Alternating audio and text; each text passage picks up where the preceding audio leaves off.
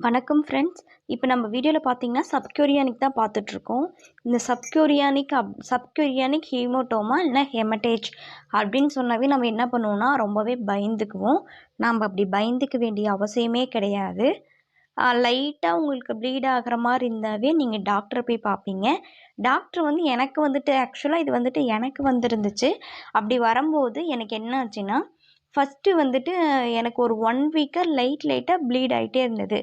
Brown கலரில் நான் இந்த மாதிரி ப்ரௌன் கலரில் வந்துட்டு எனக்கு வந்துட்டே இருந்தது. அப்படி வந்துட்டே இருக்கும்போது நான் என்ன பண்ணேன்னா டாக்டரை போய் கேட்டப்போ இந்த மாதிரி வரக்கூடாதுன்னு சொல்லிட்டு ப்ரொஜெஸ்ட்ரான் டேப்லெட் எனக்கு வந்து கொடுத்தாங்க. நானும் அதை சாப்பிட்டே இருந்தேன். ஒரு நாள் வந்துட்டு என்னாச்சுன்னா நல்லாவே ப்ளீட் ஆகிடுச்சு. நல்லா ஒரு ஹாஃப் பேட் பக்கமாகவே எனக்கு ப்ளீட் ஆகிடுச்சு. ஏன் இந்த மாதிரி ப்ளீட் ஆகுதுன்னு சொல்லிட்டு நாங்கள் பயந்துட்டு டாக்டரை போய் பார்த்ததுக்கு அவங்க என்ன பண்ணாங்கன்னா இந்த மாதிரி ப்ளீட் ஆகுதுன்னு சொல்லி பார்த்துட்டு ஸ்கேன் பார்த்தாங்க. அல்ட்ராசவுண்ட் ஸ்கேன் பார்த்தாங்க. பார்த்துட்டு பேபி வளர்ந்துருக்கு, ஆனால் ஏன் உங்களுக்கு இந்த மாதிரி ப்ளீட் ஆகுதுன்னு தெரியல அப்படின்னு சொல்லிட்டு இன்னொரு அல்ட்ராசவுண்ட் ஸ்கேன் 3D ஸ்கேன் வந்து எனக்கு எழுதி கொடுத்தாங்க. எழுதி கொடுத்தோடனே நான் போய் அங்கே பார்த்தா இந்த மாதிரி சப்க்யூரியானிக் இருக்குது அப்படின்னு சொன்னாங்க. அப்படின்னு சொன்னோடனே எனக்கு டாக்டர் வந்து என்ன பண்ணாங்கன்னு பார்த்தீங்கன்னா 2 இன்ஜெக்ஷன் போட்டாங்க.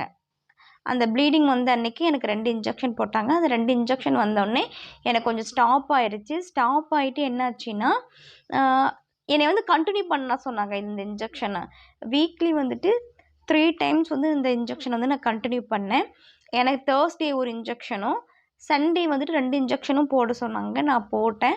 ஒரு இன்ஜெக்ஷன் எதுக்குன்னா அபார்ஷன் ஆகாமல் நம்ம அந்த குழந்தைய பாதுகாக்கிறதுக்காக போட சொன்னாங்க.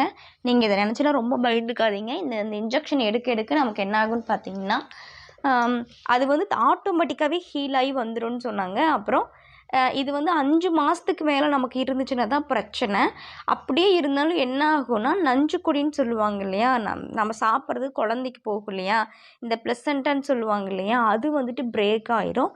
அப்படி இல்லைன்னா குறைப்பிரசவம் 7 மாதம் 8 மாதத்துலேயே நடக்கும் அப்படின்னு சொன்னாங்க. எனக்கு இந்த இன்ஜெக்ஷன் மூலியமாகவும் ப்ரொஜெஸ்ட்ரான் டேப்லெட் மூலியமாகவுமே எனக்கு என்னாச்சுன்னா 2 வாரத்தில் சரியாயிடுச்சு.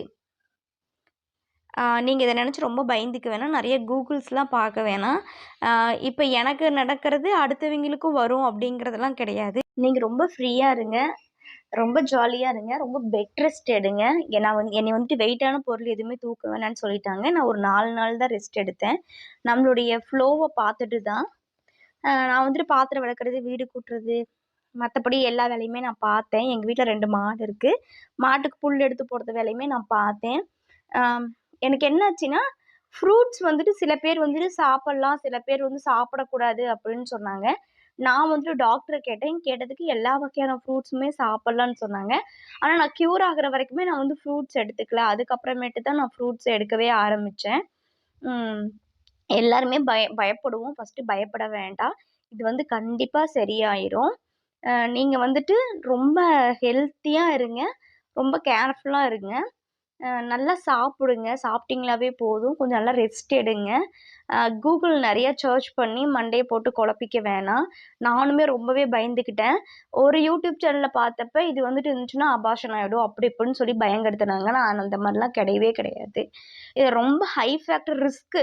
அதாவது சப்க்யூரியானிக்கோடைய அளவு வந்துட்டு இருக்கும். இப்போ வந்துட்டு எனக்கு வந்து 3 சென்டிமீட்டரில் இருந்தது ஃபஸ்ட்டு பார்க்கும்போது. நெக்ஸ்ட்டு ஸ்கேன் வந்துட்டு 2 வீக்ஸ் கழிச்சு வர சொன்னாங்க. அந்த ஸ்கேனில் அந்த 3 சென்டிமீட்டருங்கிறது அதிகமாச்சுன்னா வேணால் நமக்கு ப்ராப்ளமாக இருக்கும். ஆனால் எனக்கு வந்து கம்மியாயிட்டு தான் வந்தது. அதனால் எந்த பிரச்சனையும் இல்லை. நீங்களும் பயந்துக்காதீங்க. நம்ம நெக்ஸ்ட்டு வீடியோவில் சப்க்யூரியானிக் க்யூர் ஆகும்போது எப்படிலாம் இருக்கும், நமக்கு எந்த மாதிரிலாம் தெரியும், அதோட அறிகுறிகள் என்ன அப்படிங்கிற வீடியோவை பார்க்கலாம். தேங்க்யூ. என்னோட சேனலை சப்ஸ்கிரைப் பண்ணிக்கோங்க. ஏதாவது டவுட்னா நீங்கள் வந்துட்டு கீழே வந்துட்டு எனக்கு கமெண்ட் பண்ணுங்கள். தேங்க்யூ.